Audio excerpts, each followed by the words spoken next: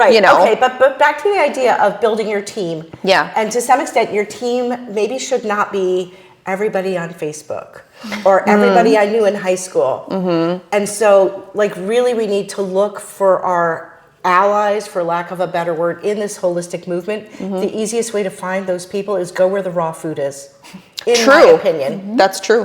So stores that sell raw pet food, especially stores where the owners or the employees are knowledgeable about raw feeding. If they say to you, there's this freezer, I don't really know anything about the stuff that's in it, that's a whole different ball of wax. But if they'll talk to you about raw feeding and they know what they're talking about and they give good advice, and especially if they're feeding their own pets raw food, then you can kind of branch out from there, because that's where you can say, do you know any groomers? Mm-hmm. Where do I find dog trainers? Mm-hmm. You know, what are the good vets? Mm-hmm.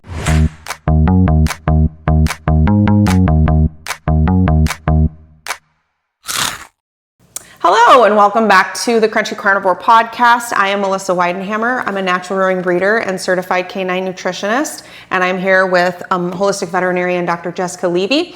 And this is a Crunchy Coffee edition of our podcast, which means we have a guest on with us, and it's one of our favorite people. Nicole Nelson is here with us today, and Nicole has been one of our friends for a long time and has been on this holistic journey with us. So Nicole, would you like to just kind of tell everybody a little bit about yourself in case they have not heard you before?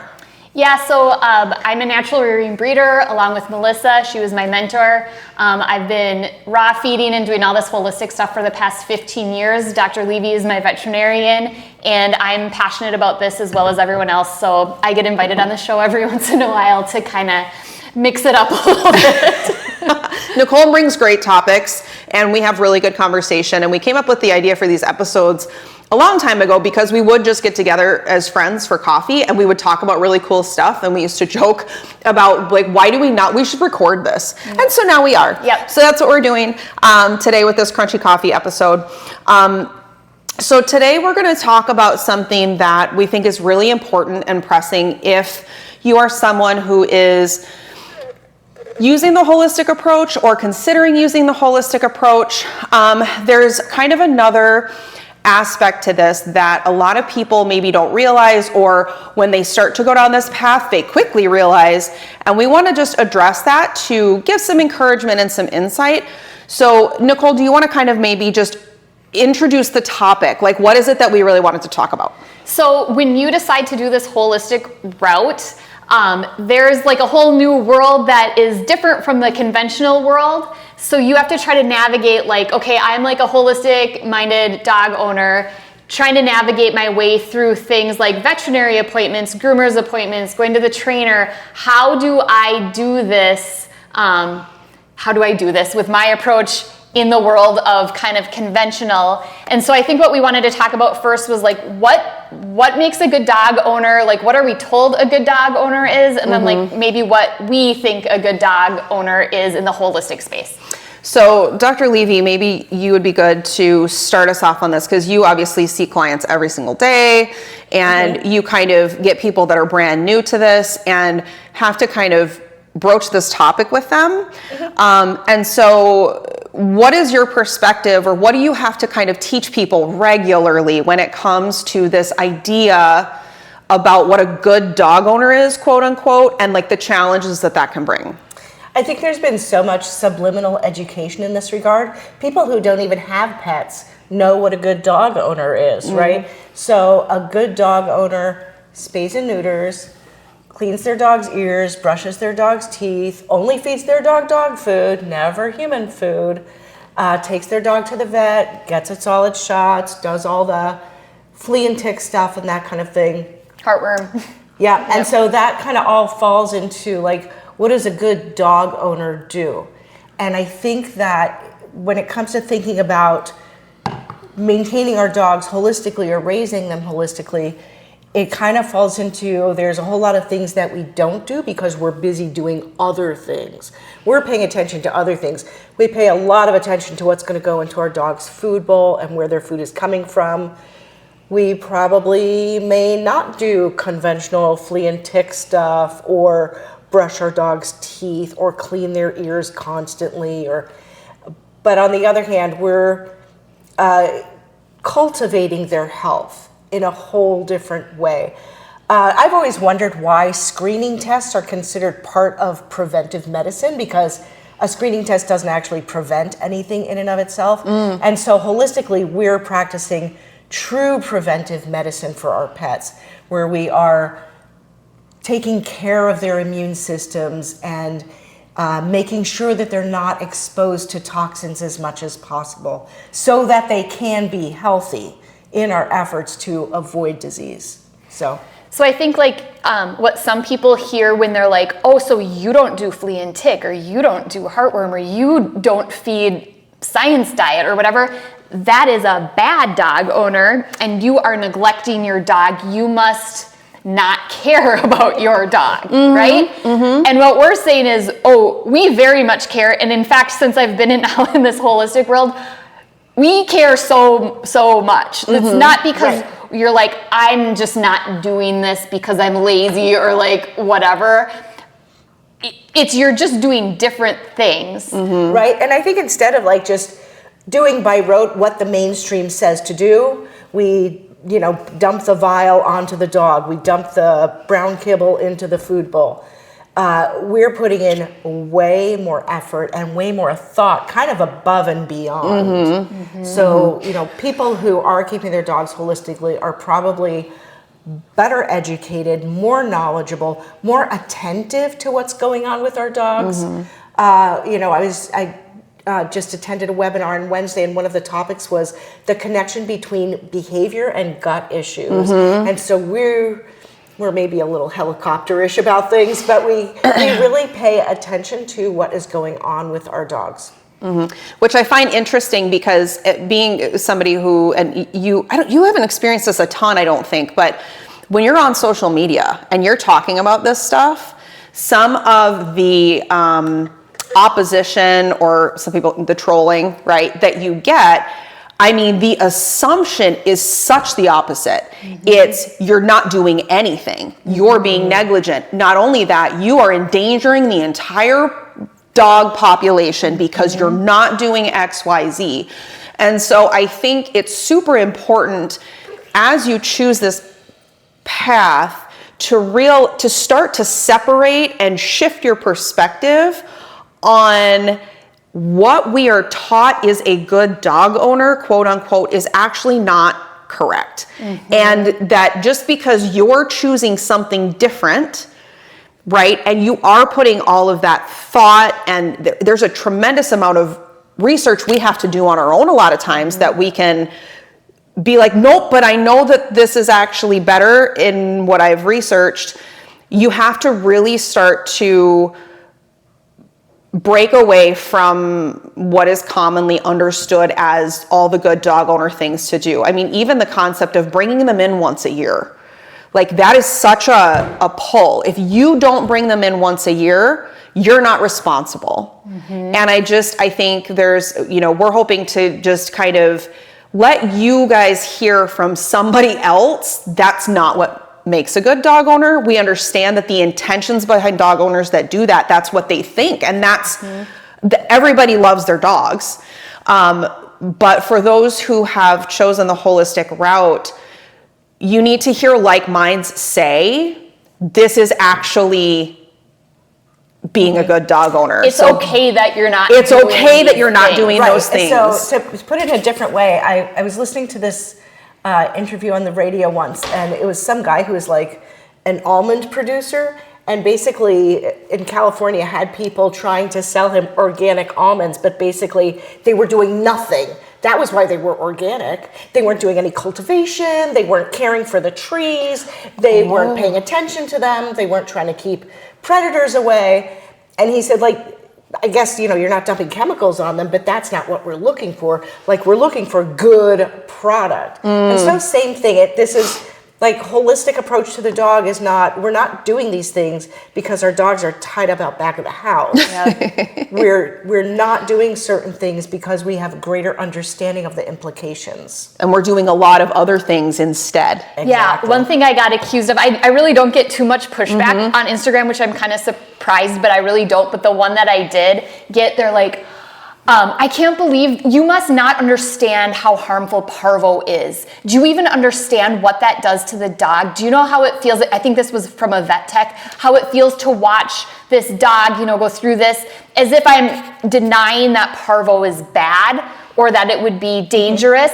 Like, that's not what we're doing. We're not ignoring the fact that like these things happen, and we're not like, don't vaccinate against parvo because we don't believe it's real. I actually had that very topic from a vet tech last year and a half ago when I was posting on social media a little more frequently.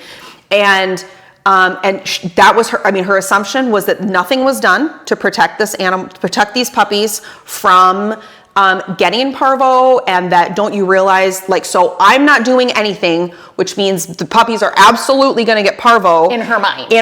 This is what she's saying. And she used very graphic, like, they're sloughing their colons and we watch them die. And it was this, and I don't doubt that, parvo's nasty. Yep. But what was interesting, and I have to give a shout out to my husband for this, he actually went to her in the comments and did not challenge her. He was not aggressive. He started an actual conversation, and she had an actual conversation. And he basically was like, so are you assuming that we have done nothing for prevention? Well, absolutely, if you're not vaccinating. He said, are you aware that there is a homeopathic way to immunize and it's actually pretty effective? Well, I've heard about it and I guess I would be open to that, but you have no idea what we see. He's like, we've done it for years. It absolutely works. I can send you some resources if you'd be interested. So that's just that was a very cool exchange. I know that's not how it can go down all the time, but I just think it spoke volumes about what is assumed about people that choose this route. Or it's quite the opposite. Like, we do so much. And to her defense, if you truly felt like you're seeing these puppies die and this person is not doing anything and telling other people not to do anything, if that was your only perspective or experience, you didn't know that we actually are, you would feel like passionate about it. Like, I get it, but it's just because you don't understand. Like, wait. We are building their immune system. We are doing no-sodes. We're doing all this stuff. So, like, we know that we also don't want them to get this. Yeah. And if they get it, we want them to be able to handle it. And I think this was in response to one that I had done about, like, that traditional, conventional immunization is not as safe and effective as we've been led to believe. I think so she was like, this is anti-vax. You're saying people shouldn't vaccinate. This is what I see all the time from people that you're spreading this terrible information. And he was actually like, no, actually, we're just saying to do it differently. And she was receptive to it, and she was actually really receptive. Cool. So I don't know. He's way better at that stuff than I am. I can't be like that. When you're doing things holistically, yes. Sometimes you have to take your dog to the vet. Yes. Yeah. Well, Nicole has a great story about, so we want to talk about, like, okay, so we've realized, we can sever the idea and change our perspective on what a good dog owner is. We can change our perspective on that, and we do that by learning more and applying and seeing what we believe is true to be in their best health. Well, then there are times where you still need to go into a conventional vet for something, and Nicole has a really great story about that. So why don't you share? Yeah, so Lila was 10 months old. I've done, I was her breeder. I've been with her since day one, right? And so I'm like doing all this holistic stuff. And this was like over a 5-day span. She was throwing up. Towards the end, I noticed she wasn't able to poop. So I had Dr. Levy, I'm kind of emailing like, what could this be? We're kind of exploring options. And it finally got to a point where you're like, she needs to be seen in the ER. This is like a potential blockage, kind of all of she was trying to poop and she couldn't. It's like something's probably blocking it. So I knew that I needed an x-ray and possibly surgery. A homeopathic remedy cannot dislodge something from their intestines. So it's like, sometimes it can. Oh, really? That's another episode. I probably had tried it because we were doing normies anyway, whatever. So I'm like, okay, I need to go to an ER because now at this point it's like an ER situation. I have to get my head on right because I know I'm going into territory that probably isn't like exactly safe for me, or it didn't feel safe for me. So I bring her there, And in my head, I just had to keep going over, what am I actually asking for? I want an x-ray and possibly surgery. So they take me to this exam room and they're asking me just kind of questions like, in general, like what's going on with her, blah, blah, blah. And then the topic of like, what do you feed her came up. And your answer that I wish I would have known, I should have said dog food. But for this situation, since it was like a gut issue, I did feel like it was appropriate. Because at this time, I wasn't positive something was lodged in. I don't know what's going on exactly. So I felt like it was appropriate to say what I was feeding. And so I said, I feed her a raw diet. And the guy, this vet, who was really nice, he's just like, that's a very dangerous diet. He goes into salmonella, he goes into bacteria, he goes into the talking points that I know come from somebody who hasn't really looked into it. I know this is what he was taught. I know it's what he believes. How long did that take? It didn't take that long because I think I just didn't react. I had no reaction. Inside, I was fired up because this is like my passionate stuff, and I'm like, I disagree with everything you're saying, but I need an x-ray and possibly surgery. I want you to like me. I just need you to say we should do an x-ray. So I'm just like, okay, just completely neutral. And then he just said his piece and then we moved on. And then the next question is she up to date on her immunizations? And I had already prepared myself for this question. And actually, according to me, yes, she is.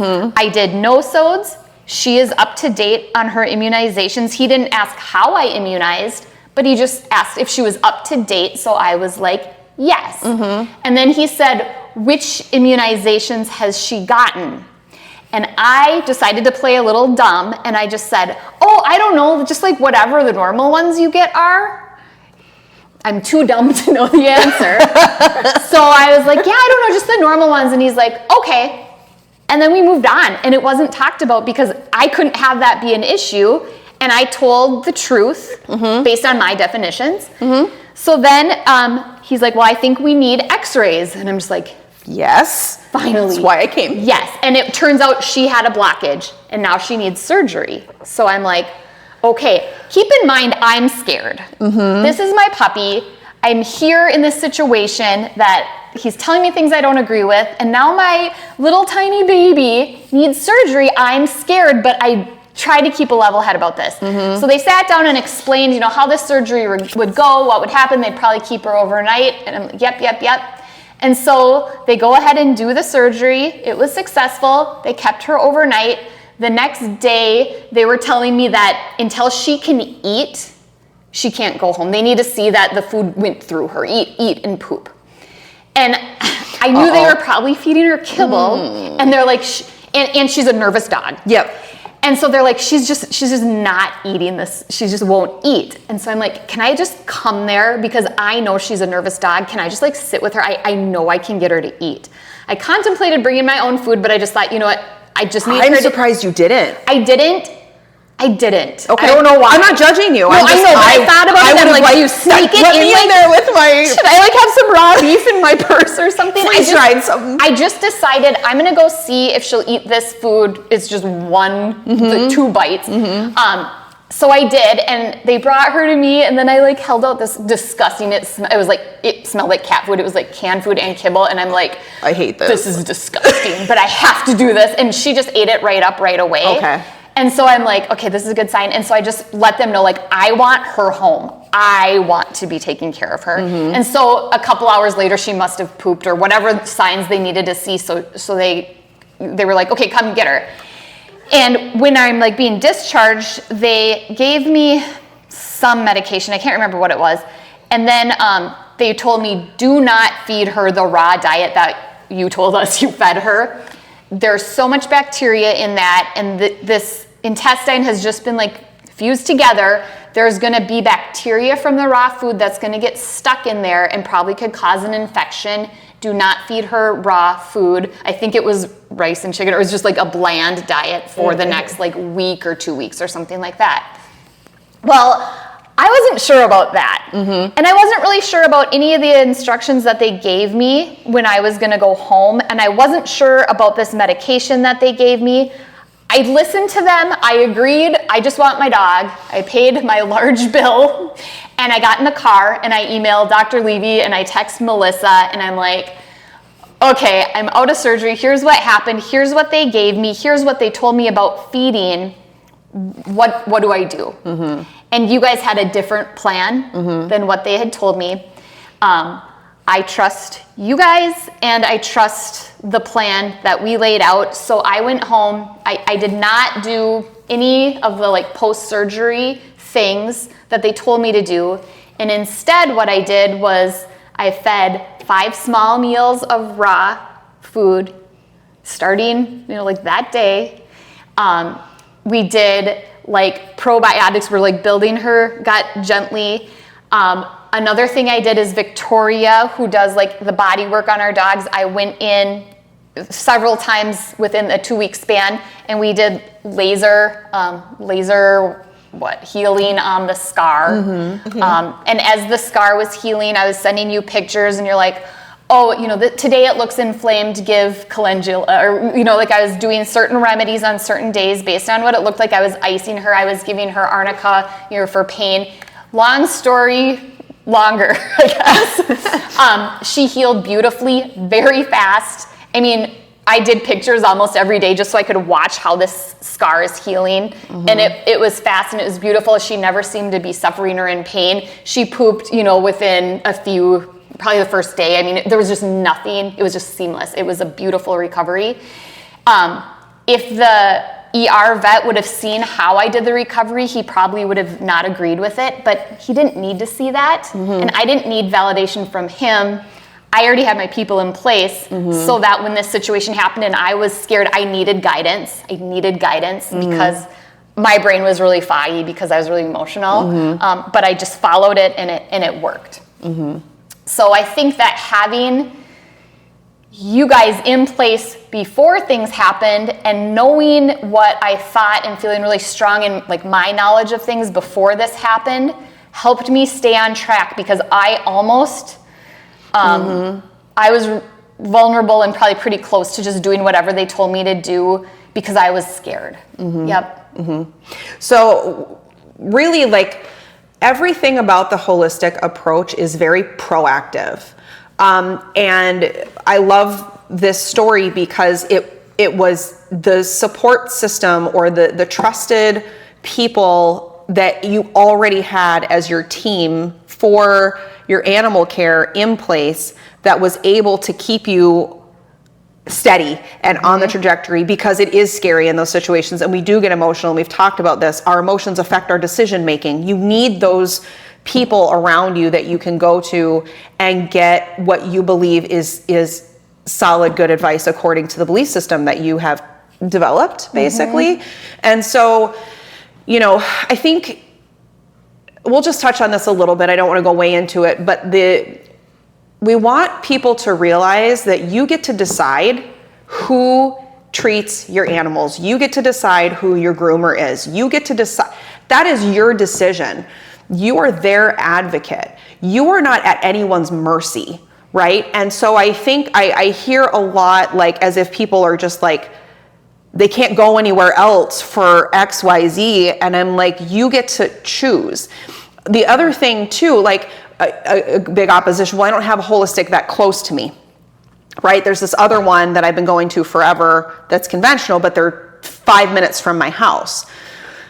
When you hit the stride of the holistic approach and you have a holistic or an integrated veterinarian, you don't have to go very often.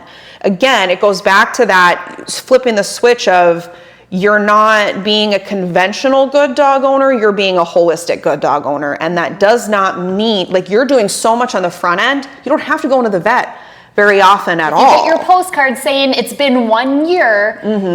If you throw that postcard in the garbage, that's not being a bad dog owner. No. If your dog, and you're looking at it, and your dog's fine. Yeah. It's because you're working really hard your own self. You don't need confirmation from somebody who's going to tell you that you're doing it wrong. Confirmation from somebody you don't agree with. Like your regular people that you would go to have you help take care of your animals, you should feel like they're on your team. You should feel like they're not going to fight you every step of the way. You should feel like you can walk into the office for an appointment and that you're not going to get guilted, shamed, bullied. Like that's not okay, and that's not how it should be. And so, start re-evaluating that. If that's your experience on a regular basis, start thinking outside of maybe what you've been doing as far as where you're going. Well, and Dr. Levy, you had a really good point, and you did like a car mechanic as kind of an analogy. Oh, this was really good, yeah. Do you want to do that? Yeah, so it's something like, let's say you take your car in for new tires or whatever, and the mechanic says to you, well, your car is also due for an oil change, and therefore I cannot let you leave without doing the oil change because your car is due. No, pets are property. Your car is your property.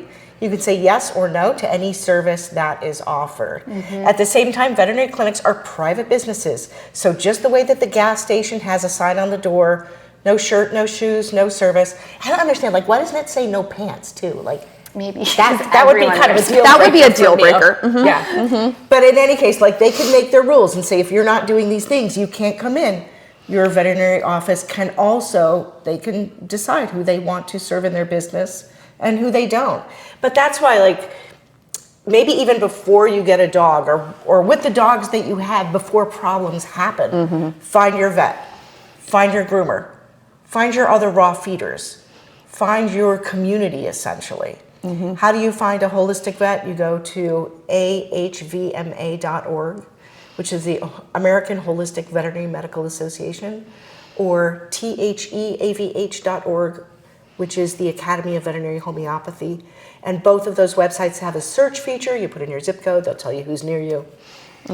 So you can like find your people. Another thing that I do sometimes when I'm traveling around the country is I like to stop in and lurk at vet clinics. This is so great. And so I just kind of pop in and ask the receptionist, hey, your clients who buy who feed their dogs raw food, where do they get their raw food from? And you'll know right away. Like, sometimes they'll just say, none of our clients feed their dogs raw food. And sometimes they'll say, oh, there's a store 2 blocks down on the right, and that's where they get their food. And then you can kind of feel out, like, who's friendly, who's open-minded, and who might not be. The emergency hospitals and the urgent cares will not turn you away because you're feeding raw or because your vaccines are not up to date. They are not in that business. They ask about those things because they need to know. If the story is, my dog was gone for a week, he came back, he has a bite wound, and he's acting funny, they're gonna wanna know, is he up to date on a rabies vaccine? That's a legitimate question. Or, I've had this puppy for 2 days, it's having diarrhea and looks like it's gonna die. They're gonna wanna know, is it vaccinated against parvo? And so that's why they ask those things. They're not trying to, like, separate good people from bad people kind of thing. But they will not turn you away because your pets are not up to date on their shots, or because you're feeding them food that is not recommended. So I feel like a lot of the time, I mean, really once I crossed over and this is mostly just what I'm doing holistic stuff. I really, like, the only time that I would super need anything is if it was an emergency. Like, really. Yeah. And so I think what's important too for people to realize, and we won't go way into this and get into the weeds, but if your dog is sick or stressed, they should not receive a vaccination. It says it right on the insert. And so you can stand confidently in that. In those emergency situations, that is not what we're talking about. My dog is hurt. My dog is stressed. My dog is already sick. That's a horrible idea. Like, the manufacturers tell me not to do that. And I think I just want to mention that because I feel like, I didn't know that for a long time. Like, unless you would have told me that, I didn't know that. And so I think it's important for people, that's legitimate. Like, you shouldn't do that because they're already in a compromised state. Yeah, so like if you have this fear of going to the ER, if you actually need to, because you think the first thing they're going to do is just give your dog all these shots, or like that's the topic of conversation, you're going to have to battle them about these, vaccines. That's not what you're there for, and it's really not what they're there for. So if they're even trying to push vaccines on you, you can just say, I don't feel like this is a good time for that. You could say, I know that since my dog is already having issues that they shouldn't get vaccines. You can say, you know what? I think that my bill's going to be high enough already. I want to keep costs down. I will revisit the vaccine situation with my other vet. They aren't there like just with their needles in hand, just like waiting, like, oh, here that comes this like dog. Have an officer at the door. Intestine is clogged, let's shoot him up first. It's like they're not doing that. Right. You don't have to be scared to go to the ER. If the topic comes up, you can choose what you're going to say, which kind of brings us into know your personality. Yes, that's a big part of this. Okay. Know who you are. Yeah. So who I am is somebody who's really fiery behind the scenes. But when it comes to confrontation, I'm a coward. I want to not fight. I want them to like me. So like in the situation with Lila, I said she's up to date on her immunizations because in my definition she was, but I just want to do what I need to do and get out of here. I'm not going to fight or protest or try to prove my point. That's really uncomfortable for me. I just kind of like want to like get out as fast as I can. But then behind the scenes, I'm like, oh my gosh, I can't believe they said that. Oh wow. But like to them, I'm like, I am your ally and your friend, and you guys are gonna like me, and you're gonna do this surgery, and I'm gonna say whatever you need me to say to get what I want. Right. But some people go in and they kind of want to stir it up a little bit, and they want to prove a point, or they want to stand up. Yeah. And I think good for you. We need those people too. But before you're in a situation, kind of establish, like go through in your own head, like what might they ask me? What might my response be? It doesn't have to be scary, but you just kind of have to a little bit be aware of what you're getting yourself into and like how you anticipate yourself handling it. And you kind of said too, like sometimes when your emotions, like you just cower and you just do whatever they tell you. Yeah, sometimes I give in. I mean, I want my horse vets to like me too. But I think also, like, maybe we all have like dual personalities. Like, I'm very calm at work, you know, because that's where like my brain is engaged in a specific way. And because the ideas that I'm presenting and the treatments that I offer might be very new for people, so I have to really be solid in what I'm recommending. I don't recommend things that I'm iffy about, and yet at home I'm a complete spaz.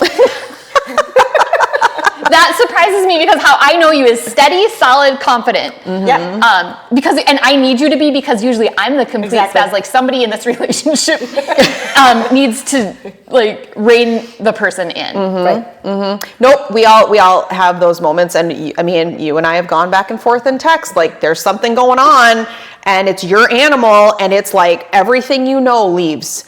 And you're just like, hold on, you know, because things do get scary. It happens, and we get emotional, and we have a lot of emotion tied up in our animals. We love them. If there would be something wrong with us if we did it, right? You know? Okay, but back to the idea of building your team. Yeah. And to some extent, your team maybe should not be everybody on Facebook or everybody I knew in high school. And so, like, really, we need to look for our allies, for lack of a better word, in this holistic movement. The easiest way to find those people is go where the raw food is, in my opinion. That's true.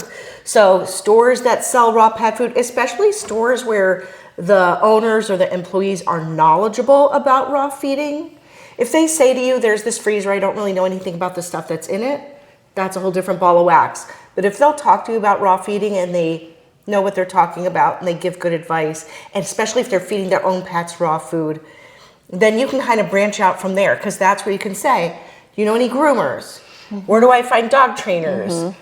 You know, what are the good vets? You know, just ask the owners, the vets that you take your dogs to, how strict are they about vaccines? And so that's where you kind of start to, you know, just like the way build your team. Yeah, just like the way that we kind of found each other, and we know other people. We know the animal massage therapist. We know the animal chiropractor. We know the trainers in the area who essentially don't care about vaccines. And so it's like we've we've built this whole community of resources. But if we were to move to a new area, we would each have to start over. And so, like I said, typically what I have found is that the raw feeders are going to be your avenue into finding the more holistically minded people in any area. There are raw feeders everywhere in this country, right? People will feed raw for a whole bunch of different reasons. Everybody does it a little bit differently. We don't care so much about that. It's just about finding the avenue into the natural pet health community that is local to you. Or even if it's not local, like, Minnesota has a whole Facebook page, Raw Fed Dogs of Minnesota. And so that's a good resource too. I live in this area. What groomer do you guys take your dogs to, or, whatever it might be? One thing that I love that's happening kind of like as we speak is, we got to be a part, all three of us, along with 6 other people that are really passionate about holistic animal care. We got to be part of a virtual summit called the Super Dog Summit. And what I am watching happen and what I'm experiencing, and I think, Nicole, you are too, because we're online and we're on social media, these other people that have developed a big online presence, we're all finding each other. And I think what is happening and what we're both for sure trying to do, and what we're seeing these other people that we're connecting with trying to do, we are constantly sharing each other's content. And it is not to get more followers or to quote unquote get higher numbers, because the more different people you hear speaking the same things, there is power in that. And it is so refreshing to find these other people that are knowledgeable. They've done their digging, they've done their research. Unfortunately, a lot of us have had tragic things happen to our animals, which is one of the, it's a wake-up call, right? That is a lot of how you get here. But, there's just a tremendous amount of kind of power and peace at the same time when you find these like-minded people and you can share each other's platforms and be like, look, we're not one lone wolf over here saying this stuff. We didn't invent this stuff. This has been around for a long time. We're all have had different experiences that led us to the same place. We're all having the same experiences of success and vitality in our animals or dealing with health issues. And so it's just one more way where, the more you can surround yourself with like-minded people that have chosen this path, whether it's pet professionals, whether it's your friends, whether it's people online, it is incredibly helpful and empowering and really helps you to navigate this even better. Well, and also asking them their experience. How did you find a groomer if you go to a groomer? Right. How did you find your vet? Do you have a vet? Where do you get your food from? Everybody, we're all experiencing the same things and kind of the same pushback and the same help each questions. And the more of us that are doing it, it's like you develop this community, and it's like, whoa, there's actually a lot of people doing this. You just, if you're not looking, it's just not in your face. But they're around, and you just kind of build up and then ask them questions, and you can work together. You have to do this with my dog. Have you ever had to do that? How did you do that? And I'm having people message me more and more all the time about how lonely they are on this path, and it does not have to be that way. And so I'm really experiencing, and I'm very empathetic, and so I feel for those people, because I know what that feels like, right? Especially, in the breeder world, there is so much that I did in the beginning when I was learning everything. I was scared to do it, but I knew I had to do it that way. But it was very much, I was on my own other than Dr. Levy. So so find your like-minded people. We are out there. Well, we're out there. Another thing that people say to me too, they're like, oh, you're so lucky because you're around Victoria, who does the massage, and you, and I'm like, these people didn't come knocking on my door. You had to find them. Looking for me. You have to try. Like you said, go to the raw feeding store. First of all, find one. And then ask them, who do you guys go to for a groomer? Who do you guys go to for a vet and trainer? They're not just gonna come to you in this type of, you're not gonna get an advertisement hey, you're looking for this whole list of holistic people that can help you. No, you have to put some effort into it, yourself. So we'll definitely link some of these resources on, some of the people maybe that we've found on social media, or resources on how do I find a more naturally minded vet. We'll definitely put those in the description below so that you guys can have access to that. But please know this, even with those great directories, you have to do your own research. You have to do your own kind of interview process to really find out, because unfortunately the word holistic is a buzzword and a lot of people like to grab onto that as a pet professional, even when they really don't do it. They do like one thing, that like acupuncture, that could be considered a more holistic thing, but everything else isn't. And so those are great resources because it gives you something to go on, but know that you still have to do your due diligence. And that's again where it helps when you find like-minded people and you're like, what has been your experience? I will also say, as much as it's not like super ideal, there are a lot of holistic vets that can do virtual visits. And so maybe there's one that's 2.5 hours away from you. You can go get care established with them, like make the trek, right? Get care established with them. And then, if something comes up, there's email, there's phone, there's Zoom, and you can work through a lot of things that way. And that's, where if you have your own homeopathic remedy kit, or if you have your own things on hand, they can help you virtually, and then you can, get on it or order your supplements online, whatever it is. But there's options out there, and you just have to look for them, and you have to do your due diligence in making sure that they're the right fit for you. And I kind of wanted just to add something before we close this off. You can say no. Yep. If you are somewhere, I'm going to go back to the oil change.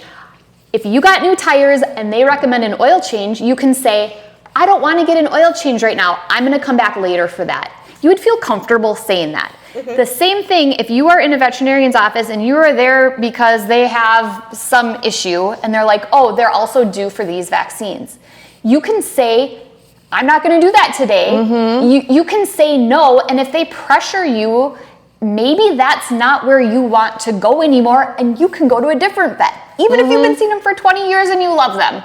If you're feeling uncomfortable, they're not the boss of you. You can go somewhere else, or if your groomer requires things that you don't want, you can go find another groomer. You can go find another trainer. You can say no. And I think like everybody, or a lot of times you're really intimidated by these professionals, and it's like, no, you're paying them. They're working for you. You don't have to go to them. And the animals are yours, and as much as we think of them as way more than property, that really does help give it some perspective, because I don't think about it like that. I know. But in legality, if you want to look at legally, they're your property, not the vet's property. So I get to decide what happens with my property. So hopefully these insights were helpful for you, and they're empowering for you. Please know that you're not alone if you're on this holistic journey, and that we understand that it can feel lonely, it can feel hard. How do you navigate this? So hopefully this puts some more tools in your toolbox as you're navigating these things and trying to figure it out for yourself and for your animals. And like I said, I will definitely link some things in below to maybe help give you some resources if you haven't looked for some of these. If you haven't built your team yet, you absolutely can do that at any time. It's no better time than to start now. So thank you, Nicole, as always, for coming on. It's so much fun. Thanks for having me. Yeah, so much fun. So until next time, thanks for joining us on the Crunchy Carnivore. Thank you so much for joining us. Our goal is always to encourage others to seek out the holistic approach by way of education and empowerment. You can check out our online resources at wellspringhaa.com. You can follow us on our YouTube channel, Wellspring Holistic Animal Academy, and you can also find us on Instagram at wellspring_HAA. We hope that this has been helpful and that you continue with us on your journey to holistic health for your pets. As always, we're here to be unapologetically all natural.